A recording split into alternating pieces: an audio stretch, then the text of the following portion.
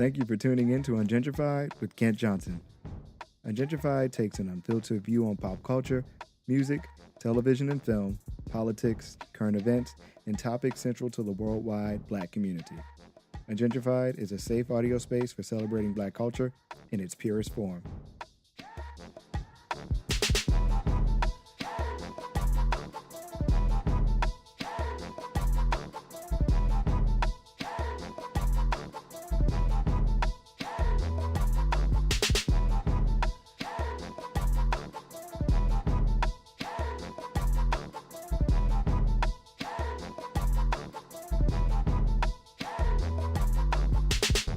Thank you for joining our final very special episode of Ungentrified. Oh man, it's the last one. At least for I know, now. I'm sad. Yeah, it's our last recap of Insecure Season 3 for the episode Ghost Like.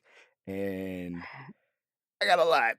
I don't know about you, View. I got a lot to talk about today. And of course, I don't have a lot, but I did, like last week we were kind of like trying to predict what the ghost meant. And after watching now, we totally see why they use that term differently this time. Yeah. So, of course, if you haven't been listening with us for the past 7 episodes, I have my best friend B with me. Hey. And if you haven't listened to the other episodes, go ahead and catch up. I mean, and you suck. Yeah. No, I'm just kidding. Yeah, that too. But we have to dissect and break down and debrief Ghost Like episode 8, the season finale of the 3rd season of Insecure. So it's Issa's 30th birthday, and she don't want no drama. So of course that means all of the drama will ensue. But it really kind of didn't. It was a very chill episode. It was. It kind of reminded me of my 30th, where it's like you're like, "Ooh, this is mine." Actually, I went way out on mine, but like at the same time, you're like, "Oh, I'm hitting 30. This is I'm coming into my own year. I'm doing my thing." So I kind of got that part, and I think I would have to say thanks to Molly, there was no drama. Right. And depending upon who you ask, everybody had a different opinion about this. But yeah, it was a very chill episode, and I think people were expecting big bangs and like crazy revelations. I think even we were kind of in our predictions. Yeah. But it didn't happen. I mean, some things got answered, but not a lot. And I understand it, and I think people were upset because episode 7 was very low key, calm. Yeah. So you when you have a calm episode like that, it amps people up for like a fiery one. So people were ready for sparks to fly, and for if anything, we got closure and kind of a space setting for what's coming in the future. But let's go ahead and kick it off at the beginning. So we see Issa's, trying to make Coachella happen. She's talking to vendors in Inglewood and getting varied responses, but generally getting no's. No. Yeah. And she's kind of frustrated with it, and she meets up with Molly for lunch, and she's kind of like, you know what, I'm putting a pause on musical with the Q. And now the Q in musical stands for quit. Quitter. Yeah. And not quick. So she's like, I just want a regular schmegular job. I want to kind of get back to having some money in my pocket again. So that's where she stands at the beginning of the episode. Molly talks about her situation at work and how she's feeling about the whole Torian situation, and Issa kind of alludes to the fact that, is this how you really want to do it? Is this, I think she said she was Annalise Keating. She did call her that, and I laughed because I just caught up on on How to Get Away with Murder. So I did kind of laugh at that. But it also kind of bothered me, and I'm not going to like go off on this, but to me, and I'm not an attorney, you are, I'm not an attorney, but I kind of am offended that she's getting so much slack, especially from women, about grinding and like, putting herself out there and trying to move forward. Like, if it was a guy doing that, nobody would think twice about it. I mean, Torian was doing that, and even though people didn't like the way he was doing, like the way he responded to them, like his attitude with them, but nobody was questioning his drive. You know what I Mm-hmm. mean? And so, like, that really bothered me that, people don't, not people, but like in the episodes that it's so looked down on, or she's getting so much slack for, you know, being driven and trying to get to the top. Like, why wouldn't you want to get to the top? Right. And I feel like the legal, sorry, not to cut you, but I feel like the legal, job system is like super male dominated, and whether you're a man or a woman, very cutthroat. And so I don't think that anything that she's done has been like really negative, other than, if you want to say that she kind of like cut Torian out or whatever. I don't think she did. I think she saw an opportunity and she took it, but I don't think that what she's doing should be looked down on. Yeah, I'm with you on that. And I think she even made a reference to it. She was like, look, I'll just do what men do in this situation. I'll tell Torian he looks pretty and keep it moving. Yeah. But yeah, she shouldn't be getting flack for pressing forward and doing it in a way that may not come off as nice, because she Mhm. made that point that, like, the other women in the office are cool with being associate. I don't want that for me, so I'm gonna have to do Mhm. things that people don't agree with, or take the opportunities to show what I'm capable of. Yeah, I'm with you on that. I don't see any issue with how she did it, because everyone around her, that if Torian had the same opportunity, he would have done the same thing. And he would have done it in a that's an Annalise Keating kind of way. Like, he would have probably like murdered her. Like, I was afraid of, we had talked about it. We were afraid of what he was going to do to get back at her, Hmm. because, he might have felt slighted or stepped on. So, like, if anything, I just feel like she took the opportunity, she killed it, and she's moving ahead. Maybe the other women or people don't have that same drive, but I'm like, go ahead, girl. I mean, do you, and just keep it classy. I'm good. I'm happy for her. Yeah, yeah, uh, That's not where I saw her declining. yeah. Me, Not in the workplace. yeah. To me, she had found her avenue in there. Once she figured out that this firm was just like her last firm, she realized that she wasn't gonna make the mistakes she did at her last firm.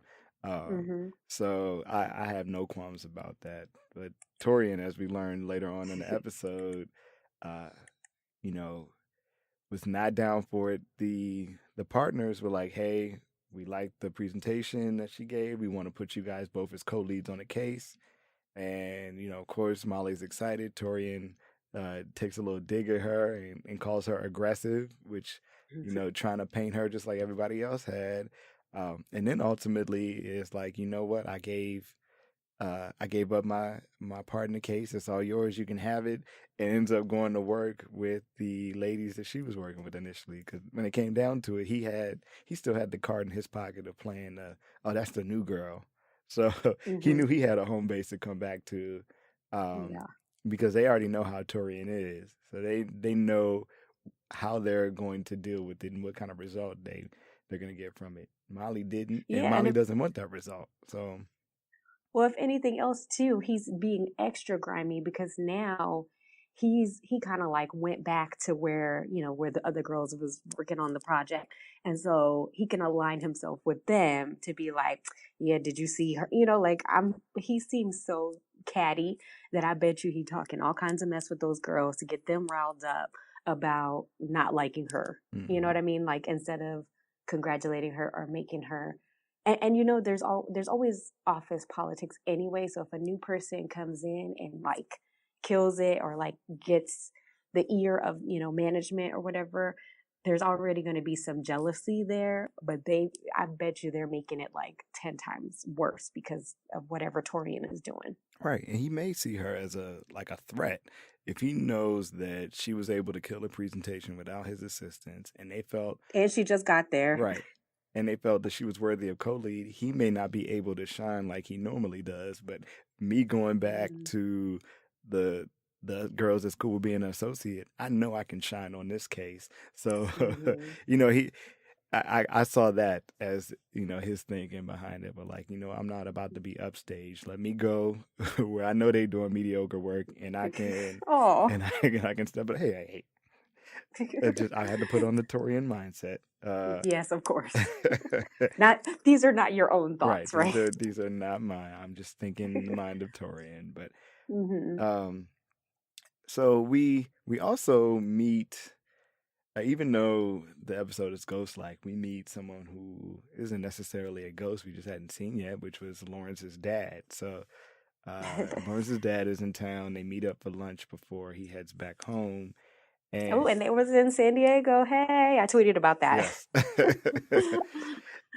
We up in Secure, yeah.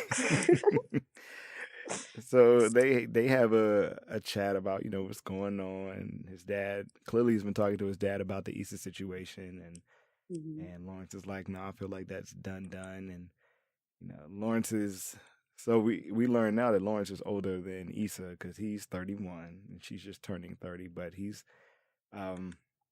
really in that space, what we've been kind of seeing the last couple episodes with him ready to calm down and get right. And he just has this fairy tale idea of how his mom and dad came to be and how they exist. And his dad really shot him down. Like, no, we both had baggage when we came into this relationship, but we put in the work. And, you know, he was like, you got to make your own happy ending. And I was like, I don't know how I'm going to do it. You know, every girl I meet is kind of, you know, some kind of drama issue. They got kids, they divorced. It's always something. And his dad was like, look, you got to figure it out. It's not going to happen the way you want to without the work. So dad came in and dropped some gems on Lawrence and all of us before he headed back home. And I think also, like, we as viewers, maybe because we're looking, you know, from the outside, we kind of already see these things. And also, you know, maybe because we're a little bit older, I keep saying that, sorry guys, but, you know, maybe we also have that opportunity to see, like, you know,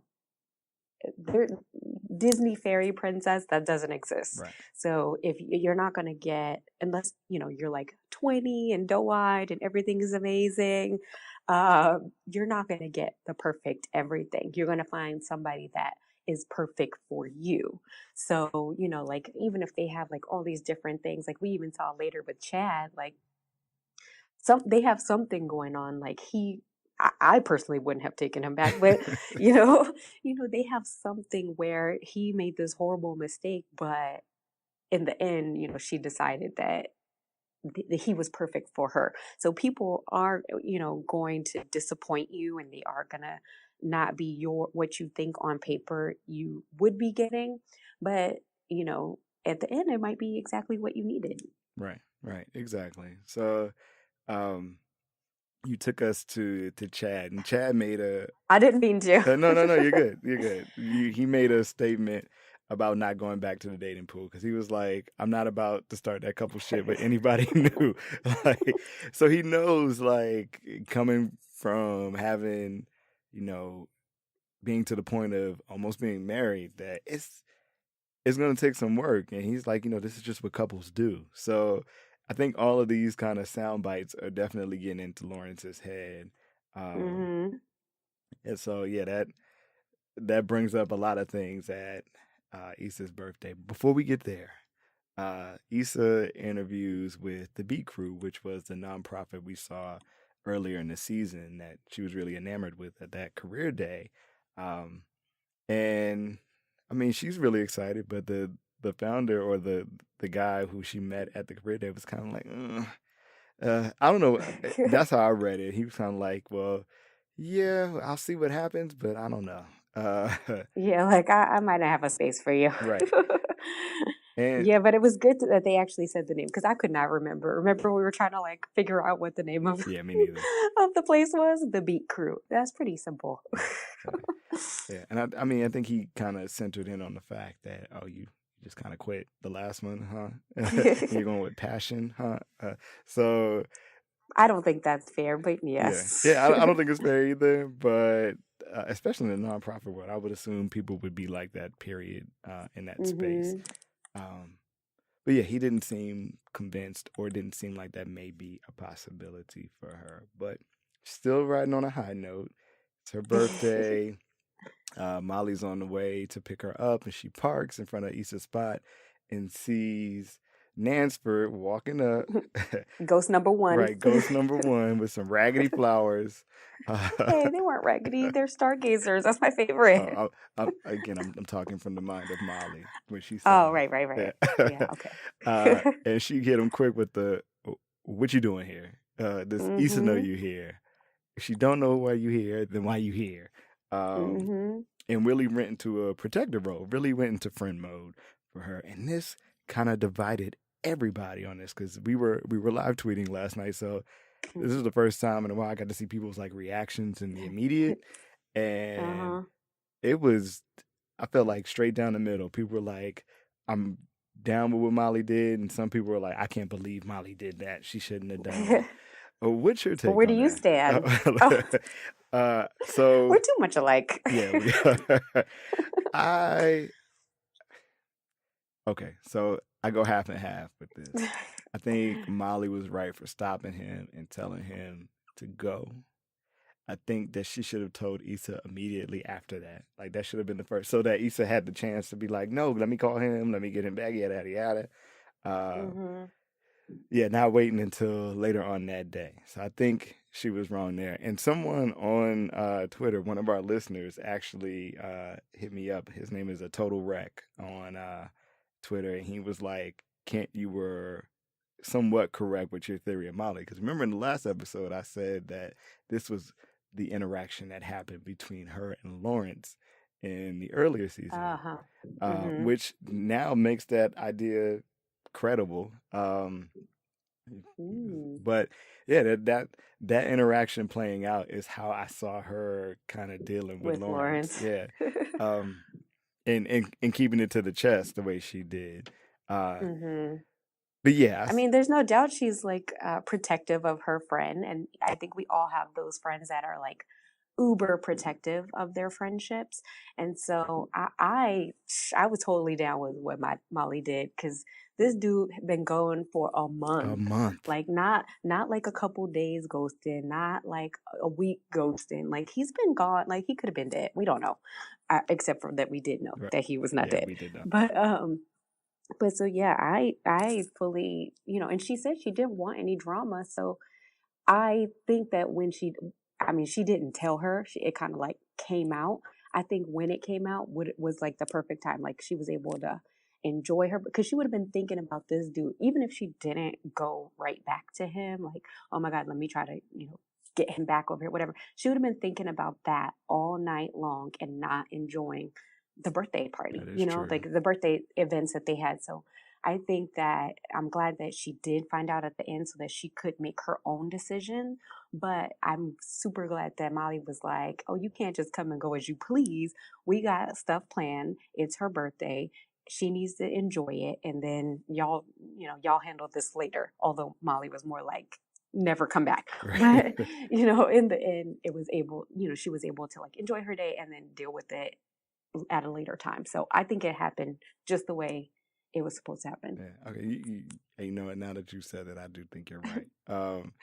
And it made something aware to me about Molly has dealt with all of the men that Issa has dealt with. So with Nathan, she wasn't for it. You know, she was sketchy on him from the beginning, but then really Hmm. wasn't for it when he disappeared. With Daniel, she just did not have it for Daniel either. She it just had no time for Daniel and couldn't figure out why Issa did. But with Lawrence, Molly's always been cool with him.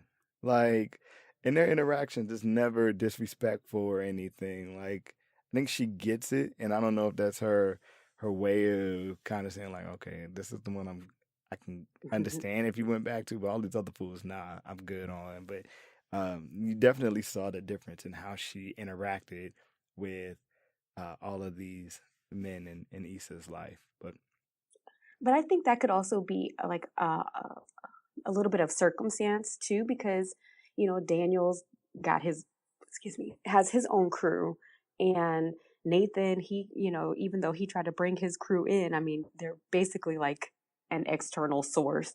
But Lawrence has been in the mix for so long that they have friends in common. Like they have these mutual, they've had all of these mutual occasions together, and birthday parties and baby showers and all these different things that they've all done together. So when your groups are intertwined like that, it's a little bit harder to like disassociate, even if you want to, it's a little bit harder to like cut people off because you've seen them in a different light. So like a person coming in, all you know of them is like their interaction with your girl or your friend or whatever. And so chances are you've heard just only all the terrible things that have happened, or that one-sided interaction. But if they've been a couple for so long and all of your friends are intertwined, then you kind of get a more rounded view of that person. And even if you don't like them for your friend, you can still be amicable with them. Right. And I mean, when it comes down to it, Issa was the one who made the mistake, so she really She can't did. fault Yeah. Lawrence uh, for. Well, Daniel didn't do anything wrong either. Well, Kind of. yeah. um, so so we get to the park, or the surprise for Issa, which is a movie in the park situation, which was a park slash cemetery, which of course is very on the nose for the LA. right. Well, for LA and for the episode being ghost like. Oh, ghosts, yeah. Because the haunts were around, as Kelly put it. Like we really did run through a couple of ghosts. From, you mentioned it earlier, Chad. We found out that he and his wife have gotten back together. So Leah, even though we still haven't met Leah yet, came back into his life. We ran into Mansford. Yeah, Nansford came back earlier, and then disappeared again. Per Molly, we ran into Lawrence, which is kind of a newer ghost in Issa's life. Quantrell. Oh my God, I love Quantrell.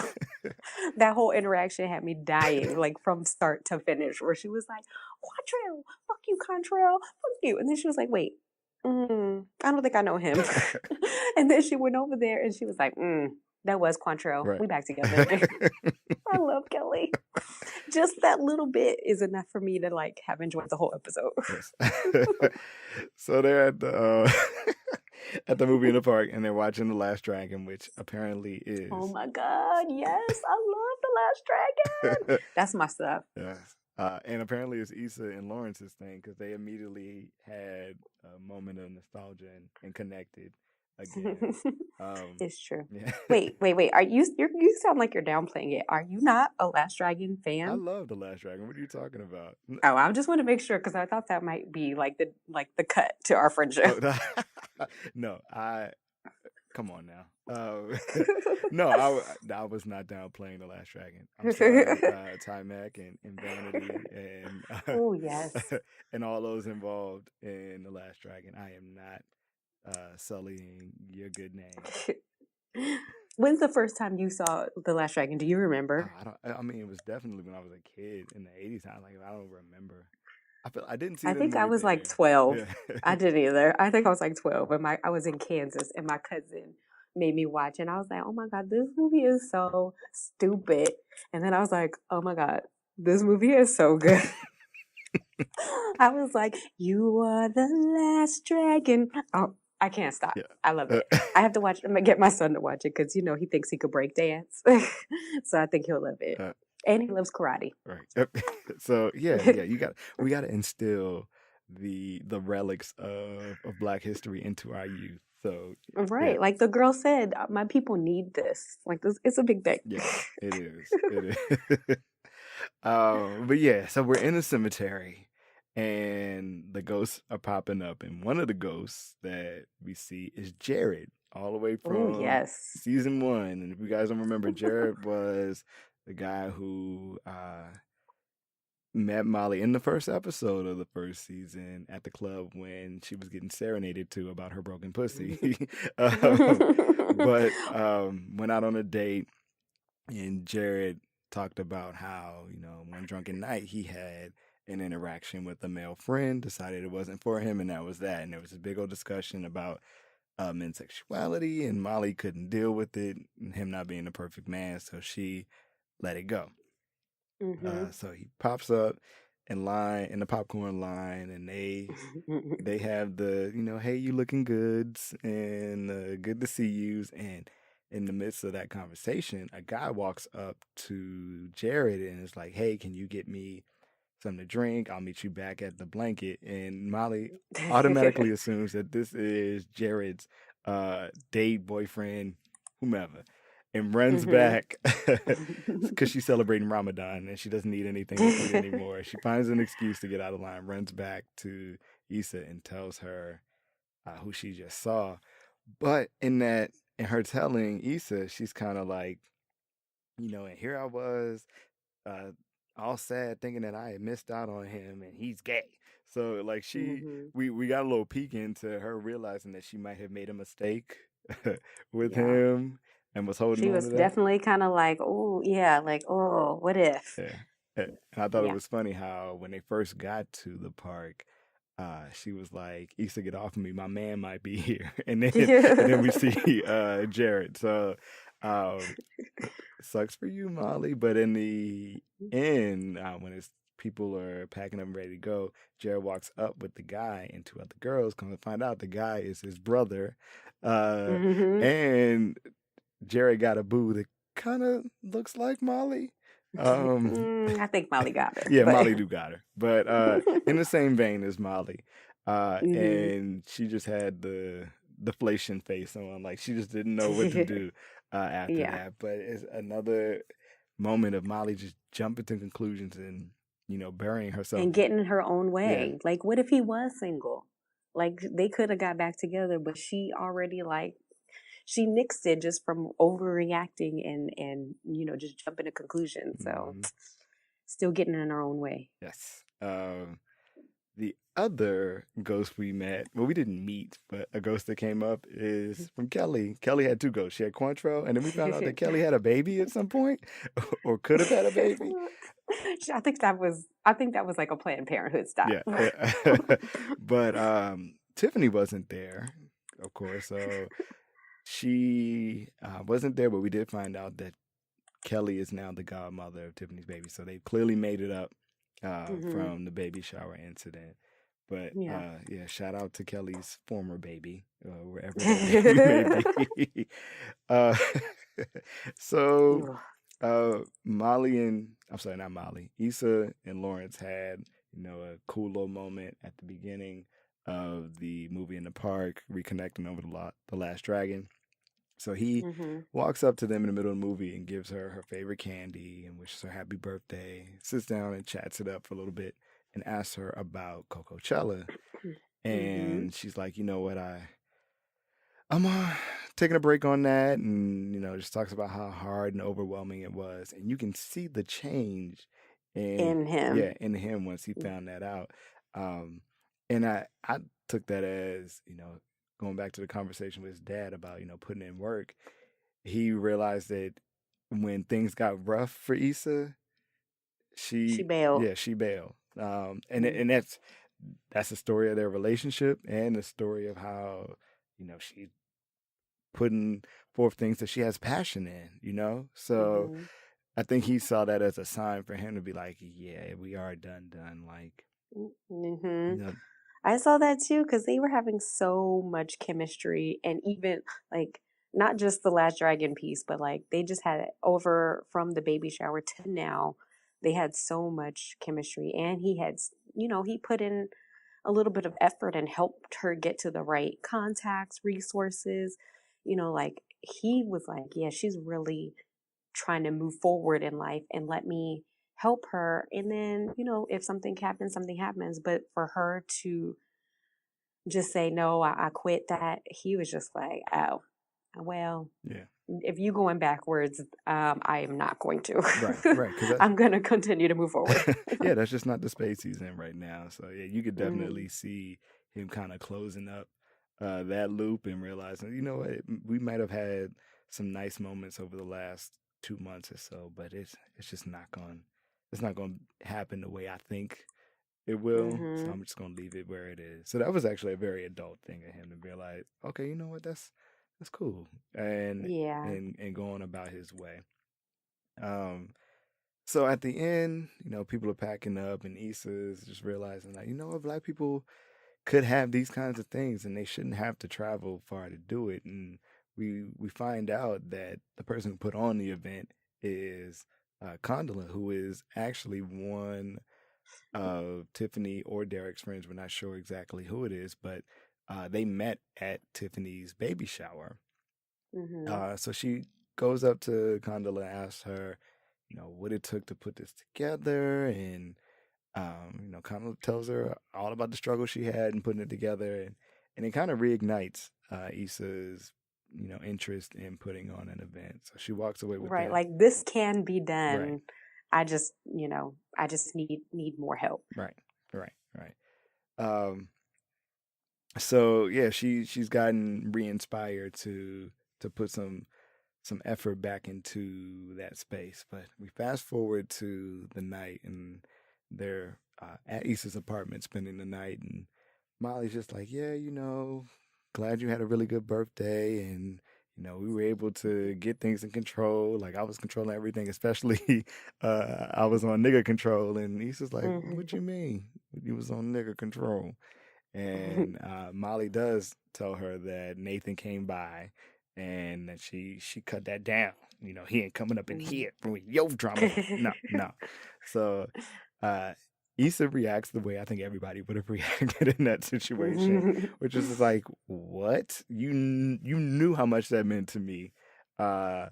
And why wouldn't you tell me? And like you said, I think I'm siding with you. I think Molly was right in holding off on that. Um, but it kind of spiraled into them having an argument and them both kind of telling each other about themselves. Uh, Mm-hmm. and and then it reminded me of a conversation that I've had with uh, lady friends or female friends where they're like, there's different tones to the word bitch that we use with each other. And you could tell the tonal change in the bitch Yeah. as they had the conversation. I don't know if you would peg Issa's bitch towards Molly as a concerned bitch, an angry bitch, uh, a reflective bitch, but it was a change in bitch, in their normal bitch. Mm-hmm. I said bitch a lot. You did. I definitely think, I mean, like anybody would be mad. Like that's your first instinct. Like you could have stopped the love of my life. Like I think later on she realizes that it was for the best. I mean, I hope she does anyway. But especially like someone that you feel is like your best friend, and like all night long or all day long they have been joking about how that's her man. And I think like almost in that situation it almost was like a cock blocking boyfriend, like man move in her mind, Hmm. versus it being like a supportive, like I'm just trying to protect you. But it's like a teenager, right? Like even when you're doing something for them that is a good thing, like they might just take it like, you don't want me to shine, like you trying to dim my light, Right. whatever. Like you're just gonna go to the anger. But I'm glad that everything happened the way it was, because the next time we see Issa, he's back knocking on the, Nance for jail bay is knocking on the door trying to give her them flowers, and them flowers is like 2 days old now, unless it's that same exact night, I don't remember. But he's bringing those flowers again, and she she had time to process that he was back, so she didn't like jump right into it like, oh my god, you're back, let's do this thing. And it also wasn't like, let me be a total bitch and not hear you out. Like, let me hear you out, but I'm still not running back to you. I'm still trying to like put myself first. And so I'm glad that they had that time lapse. Like she had her day for fun. Then she had the run in with Molly. And now she had time to process that he's back and really just didn't call you. But something must be going on because now he's really back in your life. What's going on? Let me get the 911, like the 411, 911 on it. And so when he came and said what was going on, I thought that was like a really interesting subject to kind of like tap into as well, especially for Black people. Yeah, and for black men. But yeah, I think Molly kind of put Issa in a position of power, because like you said, now Issa had time to reflect on it and decide, you know what, do I want this person to come back into the life? Because think about it, if Molly had gotten to Issa's house 5 minutes later, hmm Issa would have The date been would have been off. right, yeah, and Issa would have been floored by the fact that he returned. Now she has the opportunity to, see him on her time, decide if she even wants to do it. So, Molly actually really did help her out, in Mm-hmm. that sense. So, she saved her from, a rash kind of response to Nathan returning. Yeah, but yeah, you're right. The interaction with Nathan, it was tough to watch. And in the sense that they were really alluding to, or at least this is what I got from it, and it seems like most people did, even though some people they didn't care for whatever he said. The fact that he had ghosted for a month was enough for them, but mm-hmm. uh, it kind of implied that he was going through some sort of depression, or that he deals with depression on a regular basis. So Mm-hmm. he let her know that he was going through a really tough time, and he went back home to Houston. And he really doesn't like to talk to people during that time. Um, but that he's back, he's in a good space, and that he's back, like he's really good. Um, and Issa wasn't trying to hear it. A lot of people had concerns with the fact that she said, "Oh, you just left and didn't say anything because you got upset." And they felt like she kind of, She dismissed him. yeah. But honestly, that's how people who don't know the situation yet react, Mm-hmm. because they're Yeah. they're putting their lens on your situation. Like they're saying, I wouldn't do that, but they may not be dealing with whatever you're dealing with. So Mm-hmm. I had no problem with it because I saw it as a very valid response to her situation, because she didn't know what was going on, and she's still dealing with her anger about him disappearing. I don't think it was the writers being dismissive of that topic. I think it was a response that people who may be in Nathan's situation deal with from people, because they may not understand or grasp what people are going through. Um, Yeah.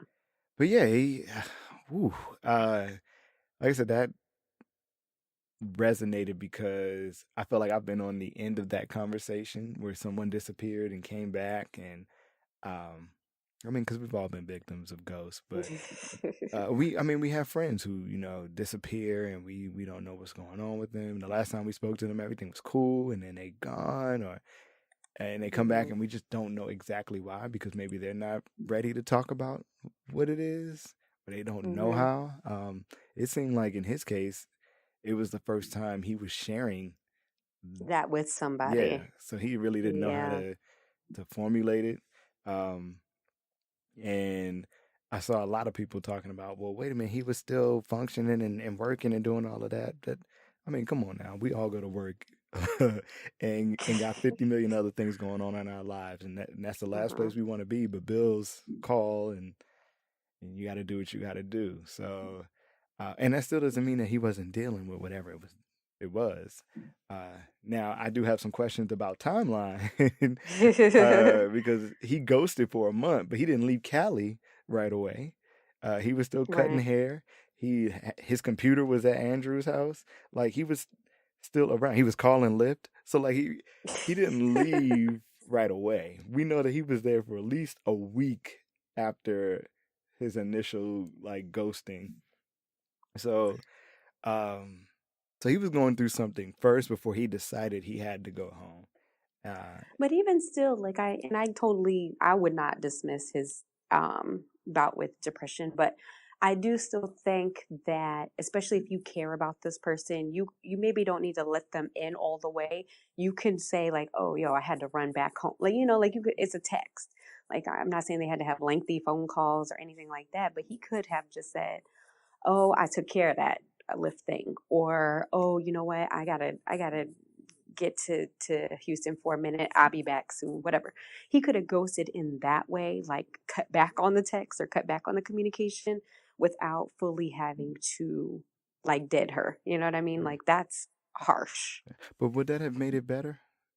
Uh, I think it would have, because then I mean, if anything, it would have made it. So what I think he did was he took that opportunity for her to be there for him away from her. And that would have made, like, if he would have done it slowly like that, she might have been like, you know what, I need somebody who's going to be more consistent, and then be mad in that way.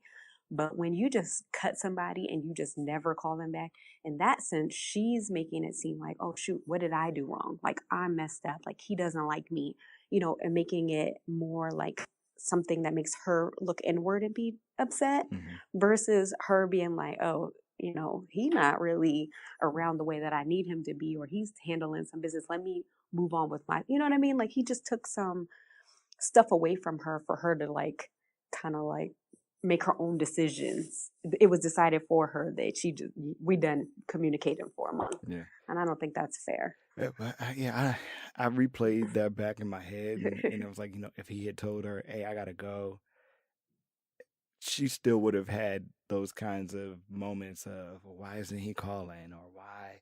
Because if he needed to be away and not talk to people, me telling you I got to be away and not talk to people sets off a whole new set of emotional responses to that. So I don't know if he could have won in that situation.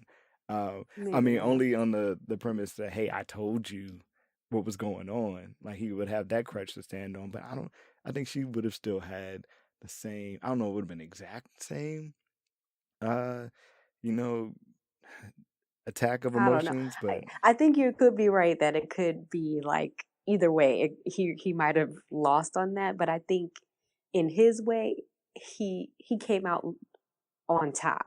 Like, I could just come and go as I please, versus, and just leave this person hanging, than giving her that option. As this is like just a side fun fact that I just found out about ghosting, because I really don't know that much about ghosting. But I just heard in this meeting that I was in last week that millennials are actually ghosting job interviews. Have you heard this? I have not heard this.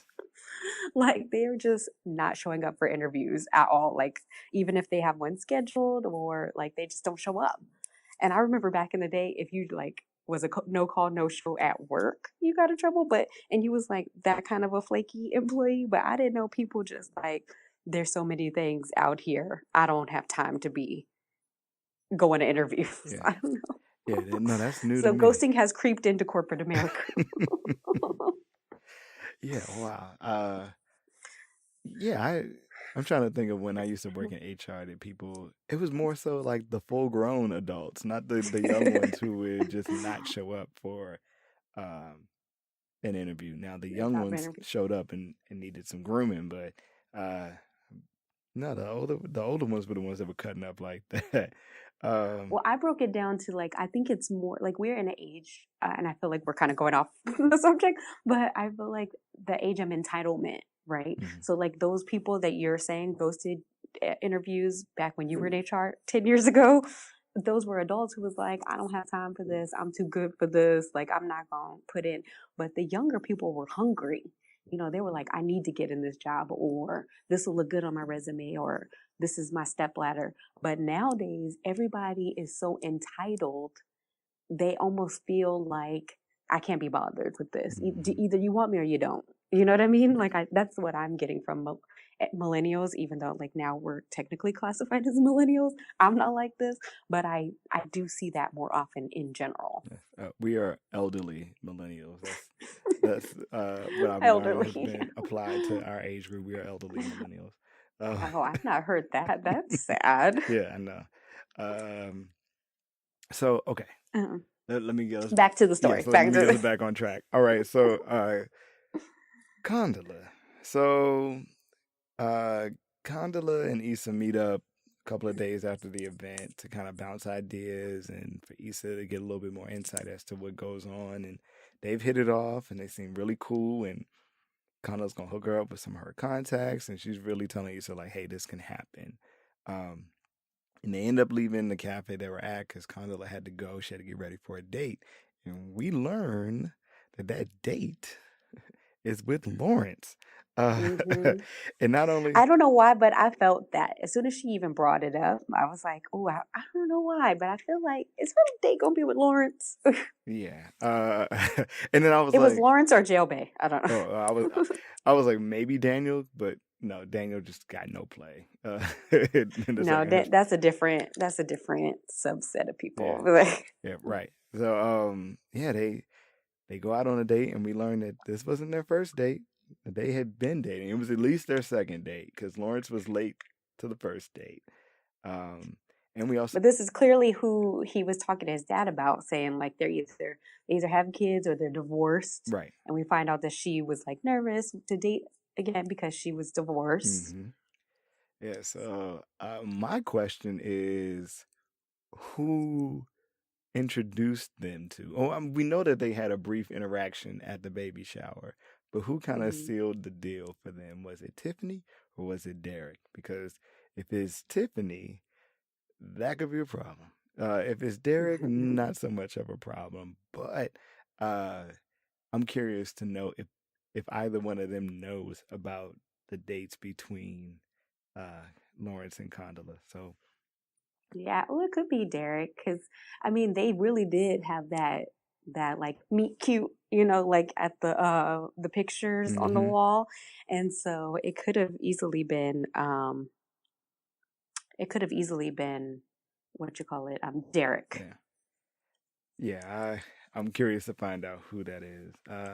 Another reconnection, we'll say, is I guess Molly and Andrew. So Molly, after the fallout with Issa, where Issa kind of told her like, "You've been real negative lately, and this isn't you. You need to figure out what's going on." Molly calls Andrew, and she's actually very free about telling him what's been going on. She actually admitted more to him than she has to her therapist about like how she felt about the Dro situation, and Hmm. she's ultimately calling to apologize.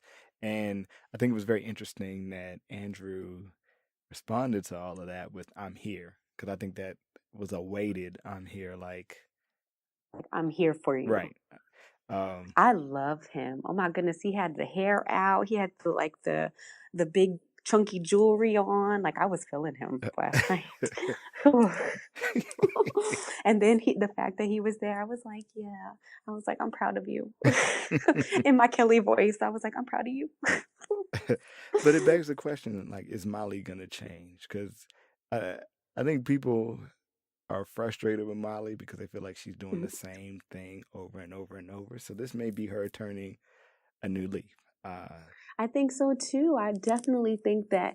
So, like, I'm not trying to get ahead of you, but I totally feel like this whole season has come full circle. Like they had, tagged this season as the season of adulting and, trying to make mature choices and growing up and things like that.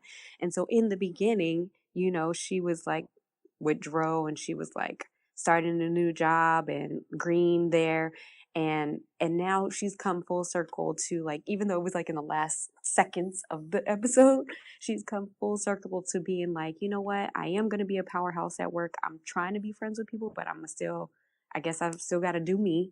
And then in this moment, she's like, she opened herself up. She apologized. Like, how many times have we seen Molly apologize to anybody? Right, and it'd be a wholehearted apology.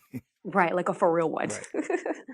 Not a bitch, I'm sorry. Like it was like a for real, I'm sorry. And she opened herself up to this dude who had just been trying. Like he was done with her, hmm as he should have been.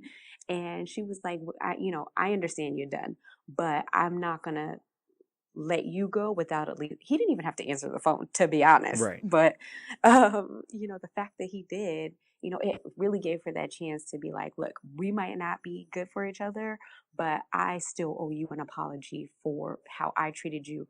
And here's just like a little insight to me and why I did it. It doesn't excuse it, but I'm sorry. And so with that, I mean, I don't think she has any more chances. So if he is opening him, giving her another chance, she better do 100, and she better be like how she is at work. Right.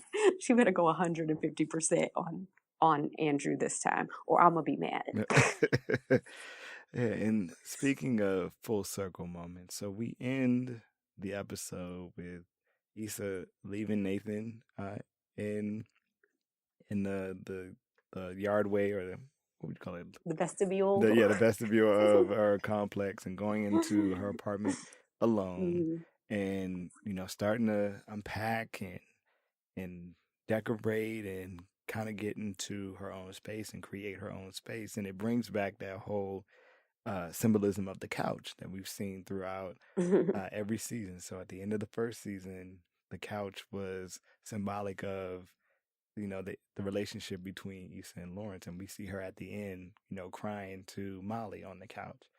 At the end of the second season, we see her on a couch that, or sleeping on one, heading to a couch that don't belong to her, sleeping on one, as an indicative of her situation. And at the end of this season, we see her on her own couch in her own space, happy.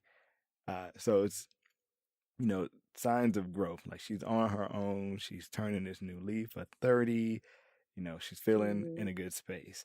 Even, being in command of like the Nathan conversation and being like, let me think about it and see if I even want to reintroduce you back into my world. So yeah, she was right. Not just jumping back into something just because it feels comfortable or safe or familiar or whatever. She was like, hold on, let me be by myself for a second and get myself together, and then I'll let you know if I feel like bringing you back. Right. If I like you.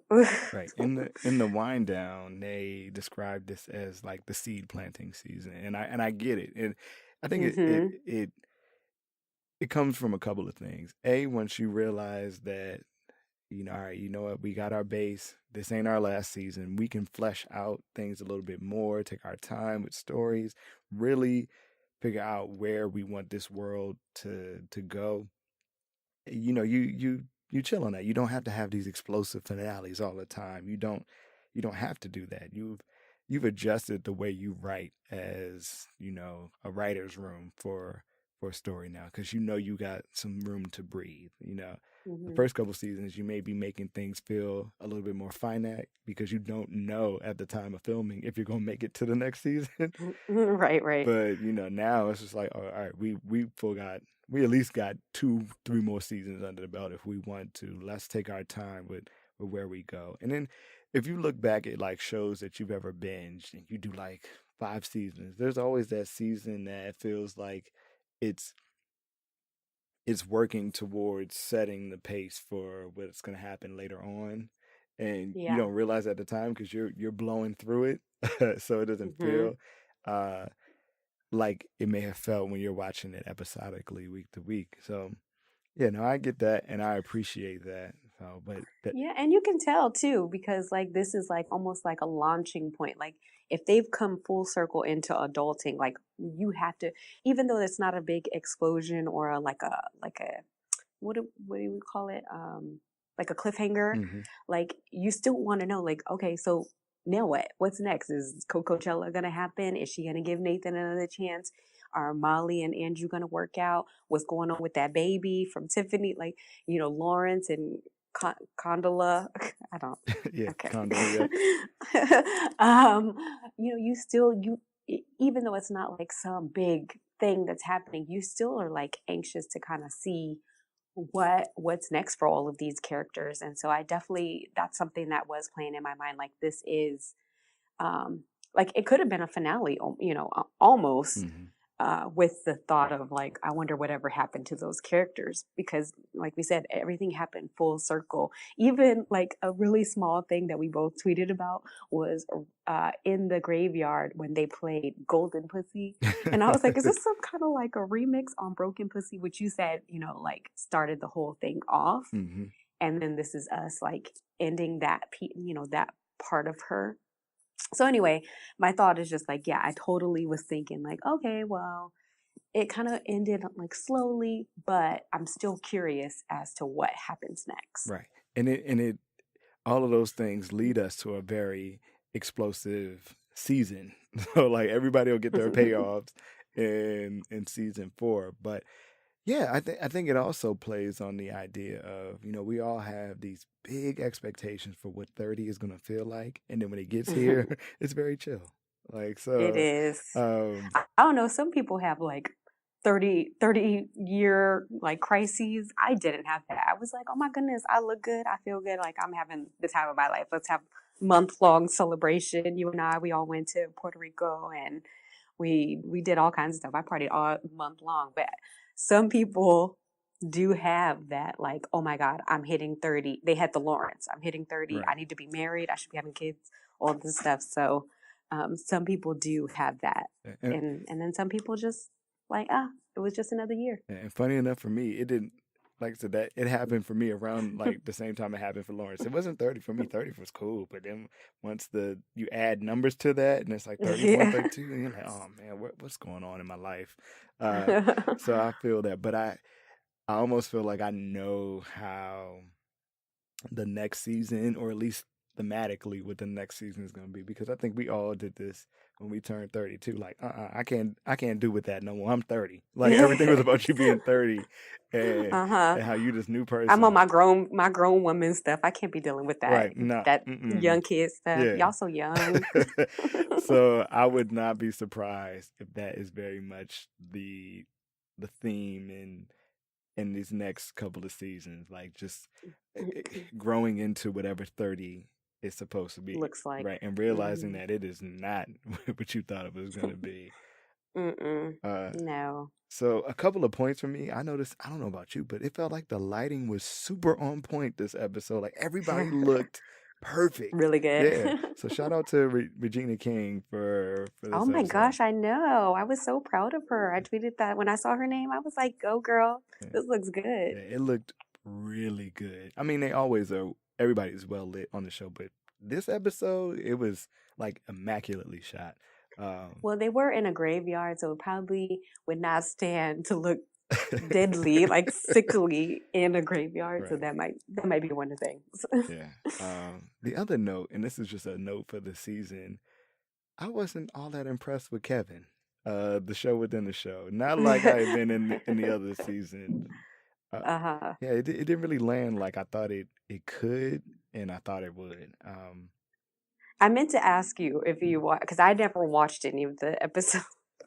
I never watched any of the episodes, but I was going to bring it up today if you had, in fact, watched like the last episode. Yeah, I haven't seen all of them. So, okay. Fun fact, if you guys don't know, if you go to the HBO website for Insecure, they have, well, not full episodes, but they're like 3-minute episodes, and they have a few of them of Kevin. So they filmed like a whole mini season of Kevin, but they didn't use them as much as they started off in the season. Like, I know, I was thinking like, yeah, I was thinking that they were gonna, but maybe that was like they didn't want to keep using that same device. Like people get bored really quickly of comedic devices, so maybe they were like, and it was getting kind of serious in the season, like some of the things that were going on were a little more serious, so maybe it just didn't fit. But I was surprised that we didn't see more Kevin too. And we had Kelly ramped up, so Kelly gave us all of the hilarity we needed this season.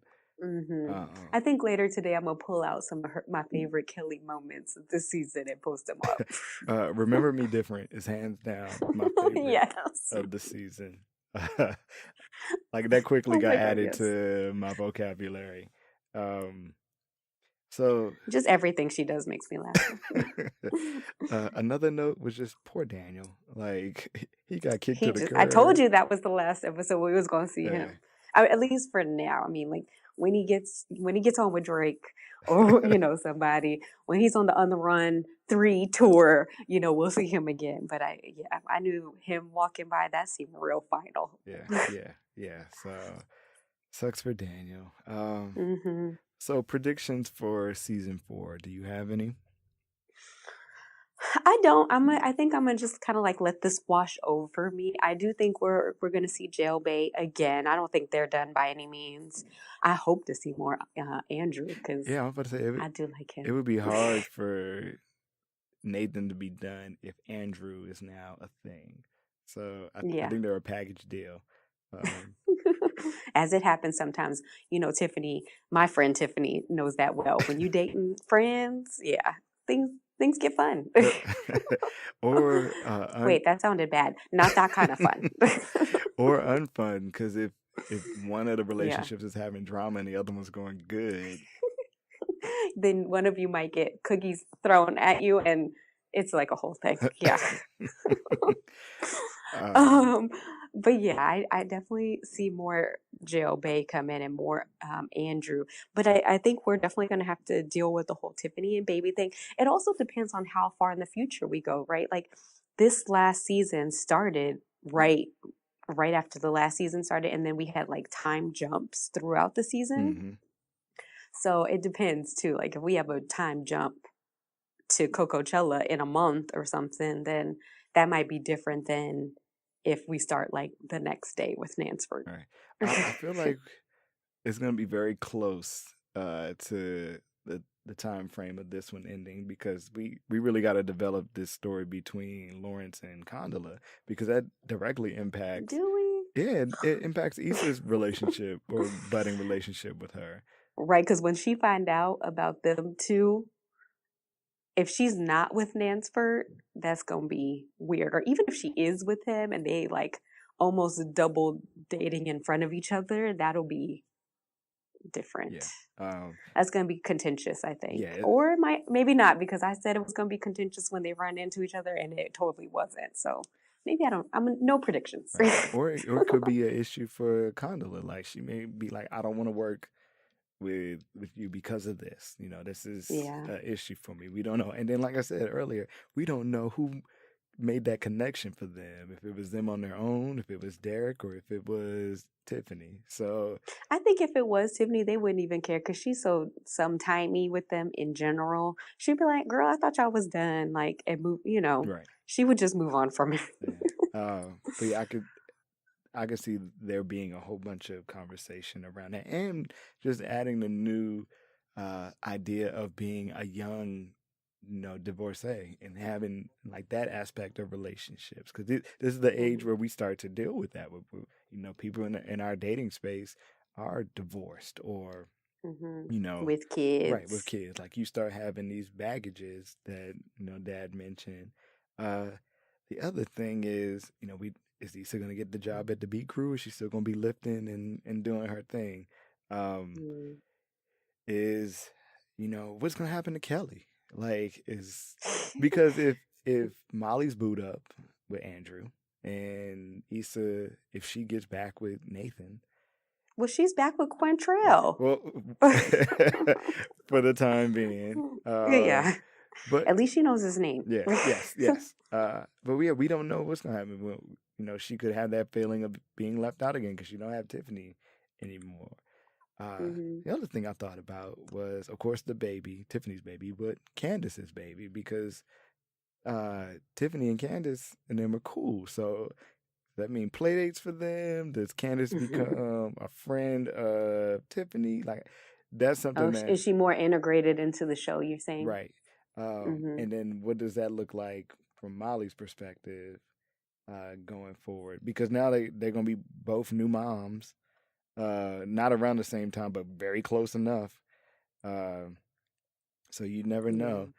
The other thing is, are we ever going to meet Issa's parents? We met Lawrence's dad, which was a surprise to me. But yeah, are we ever going to meet Issa's parents and get that side of her? We learned a little bit this season. About her background and how rich she was when she was a kid. Right. I don't know, right? Like I think that would be interesting. It just depends, right? Like she doesn't even hardly talk to him. We saw her mom. We might meet her mom, I think, because her mom texted her that scripture a couple episodes ago. So maybe her mom, but I don't know. She doesn't hardly even really mention her family, to be honest. And then I'm curious to see. Well, I am of the inclination that Nathan is returning, so I'm curious to see how they really tackle this story around depression and how that looks like. So yeah, I'm excited for all of the things that can be potentially in the fourth season. So yeah. All right. Well, we gave like an extra long this is chit a super chat. You're gonna have to recap. Well, maybe I think some people fast forwarded us. I mean, we had a lot to talk about, and it's 'cause it's our and I'm last sad. one. Yeah, I don't want to leave. We need to start watching more shows together. I did watch How to Get Away with Murder just because you brought it up. Okay. I need to watch. I haven't watched the first episode. So. Oh God dang it! You're useless to me. Thank you guys so much for listening to us act a fool and laugh for 8 episodes now as we recapped. Some of you guys have been with us since the beginning. Some of you guys came along the way. Either way, we're glad that you're here. Let us know your comments. I'm still kind of digesting the episode, and people are having conversations with me about it. So definitely hit us up if you have some theories, some revelations, some things that we didn't miss, or that we did miss rather, that you felt like we should have addressed. But yeah, it's our last go round, at least for a while. Yeah.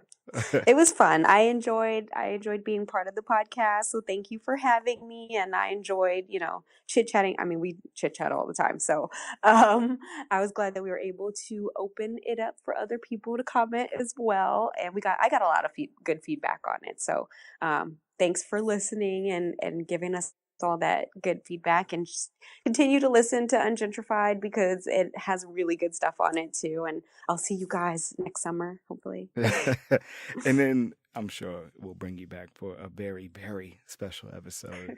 if the on late night jazz music.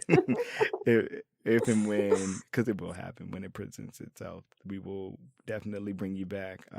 And follow B's directions. Definitely stick on. If you came on for the Insecure recaps, I do other stuff. I run my mouth about a whole bunch of other things on the show. And I've been able to capture some really captivating people these last couple of weeks. So I can't wait to drop those episodes. But if you haven't already done so, do me a favor, subscribe via Apple Podcasts, Google Podcasts, Spotify, or wherever you listen to podcasts. Take it a step further and tell a friend, because that always helps. Take it a step further than that and give your boy 5 stars, a written review. All of these things help me immensely. And yeah, if you want to check out the show, you can do it at the website, ungentrifiedpodcast.com. You can also do it on Instagram or Twitter at ungentrifiedpod. And you can catch me, your boy, your host, on Instagram and Twitter as well at kentwjohnson.com. Be all. Well, I'm saying all. Now we got to visit each other. Right. I know. Now I think I need to come to Atlanta. Yeah, it's your turn. It's your turn. It is. All right. Well, thanks, guys. I'll talk to you guys soon. Yes. Peace. Talk to you guys later.